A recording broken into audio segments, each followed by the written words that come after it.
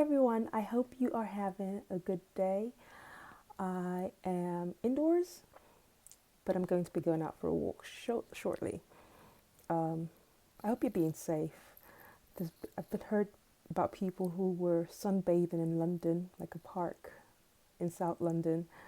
About 30,000 people, no, not 30,000, 3,000 people rather, went through that park um, over the weekend. And consequently, the park had to be shut down. My advice to you today is don't be one of those people. Follow the guidance. Go for exercise. Go get food. Apart from that, stay indoors. Okay? That's just my little coronavirus tip. But today, what I'd like to talk to you about is dealing with darkness, and the darkness in question is dismay. So I looked up the definition of dismay, and I was quite fascinated by this one. So I'm going to share two definitions. So the definition that I found of dismay, one of them is from a noun, like it's the word dismay is a noun, and it means sudden or complete loss of courage, utter disheartenment, and agitation of the mind. This word is also a verb, so it does stuff to you as well. So it's not just a state of mind, but it's also a verb. So the verb definition says to break down the courage as by sudden danger or trouble, to dishearten thoroughly, to daunt. So I was quite fascinated by the definitions there. And darkness, as we have discussed in previous episodes, is the absence of light. So just to start off with a story, a couple years ago when I was at uni, studying law, and yes, I was studying law, and that was my second year of uni. So like when I first started, like no one told us that the first year didn't count, but I did well in the first year. So I thought, oh, the second year would be like similar to the first year. However, in the second year, we were doing things like land law and constitutional and administrative law. Now, I tried my best, but I came out with average marks, like in the 50s, and I was dismayed, to say the least. I was on the phone crying with my pastor and my mom, and I was just, it wasn't good. However, I decided when I finished crying, when I finished mourning, because I failed. To my mind, I failed. But when that was done, I decided to put in the effort in my final year to try and turn things around, because I was so dismayed because I felt like I was going to fail, like my final degree, because the first year didn't count. I thought I was going to get like average marks for my overall degree. So in order to combat that, because that was my fear, I just decided to just throw myself completely into the degree. And so in my third year, I was hounding like lecturers on certain subjects. I took up a subject called jurisprudence. I thought, oh, I'll take a break from like law, but that was like a mistake, because like jurisprudence is very similar to philosophy, but I didn't know that. I was like, this is a subject for mad people. There was just so much going on I didn't understand, but I hounded the lecturer. I found out that at uni, on my law course, they were not really interested in what you thought. What they wanted to know was what the textbooks said. So they wanted like information from the textbooks, references and things like that. I didn't understand that until my final year, but I put my all into it, and in the end, I came out with like a 2-1, which I was quite pleased with. But I just thought I'd just give you that story to highlight the fact that in my second year I was dismayed, but then into my third year, based on the decisions that I took and the action steps that I took, I was able to sort of change the situation around. So when dismay comes into your life, or into your life, yeah, when dismay comes around, it's often intensified because it's like there's a feeling of helplessness. The situation that you're facing appears bigger than you, so you feel daunted by what you're facing. It comes to sap your courage and it disheartens your mind.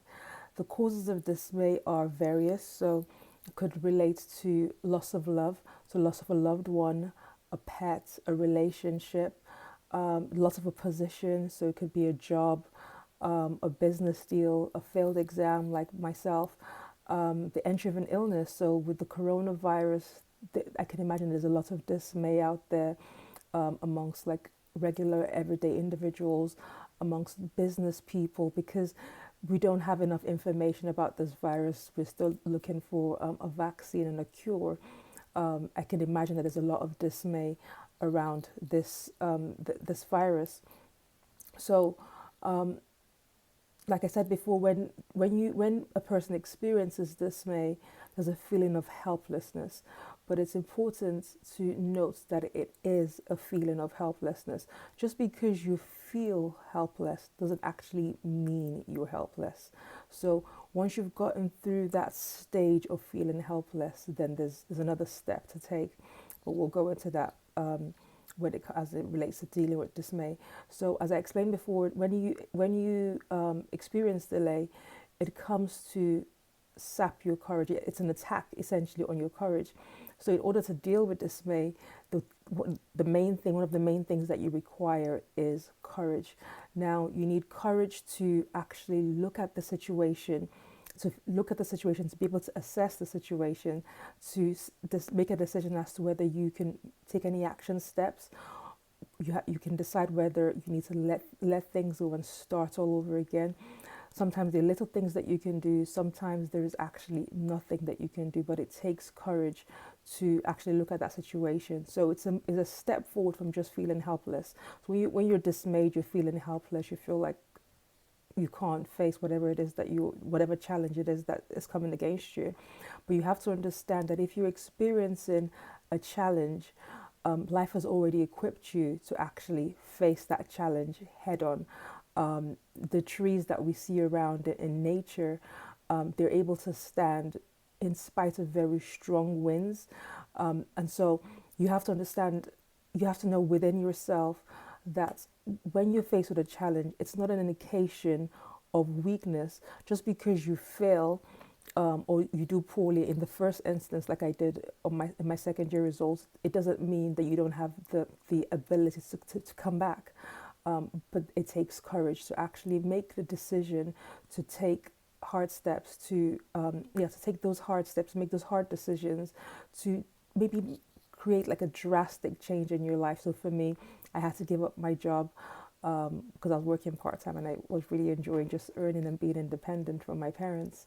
But I had to give up that independence for a while in order to put in the effort that I needed to put in to come out with a good result on my final year. So you need courage.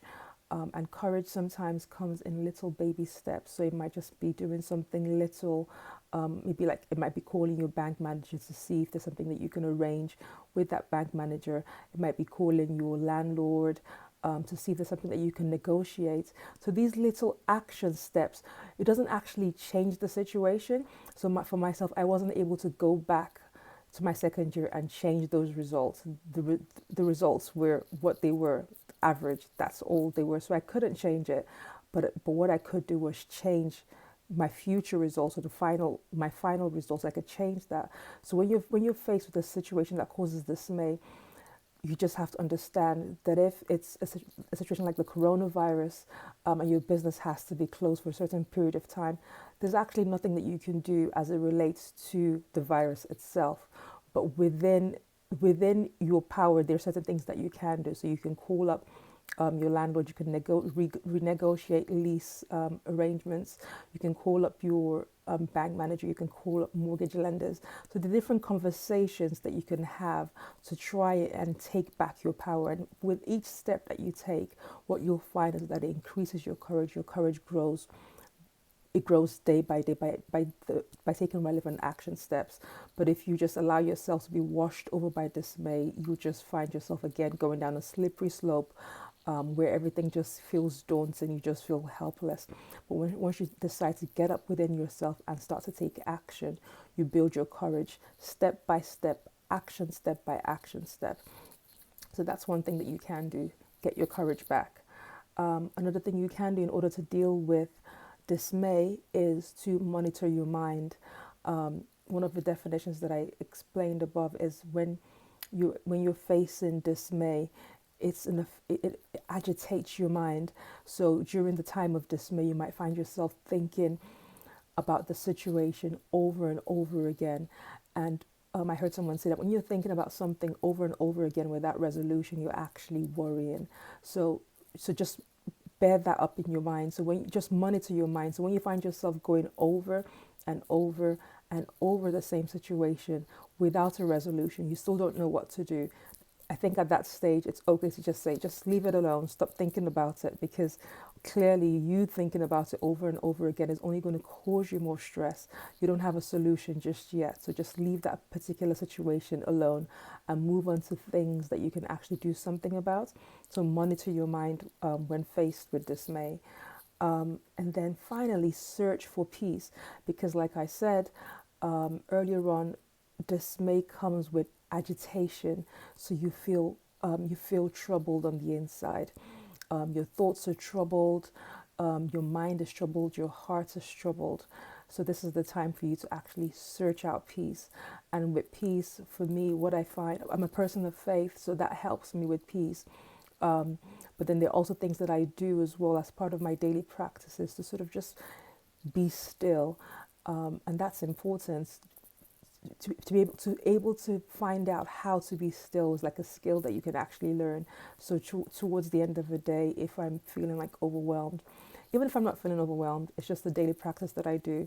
I turn on a jazz instrumental and I just listen to that. I dial down my time on social media, because we're not built to be receiving information after information after information. So scale back social media as much as you can. Use things like jazz instrumentals or sounds of waves and water. That helps me. It'll feel like you're in therapy. In a sense, you are the therapist and you're the person receiving the therapy.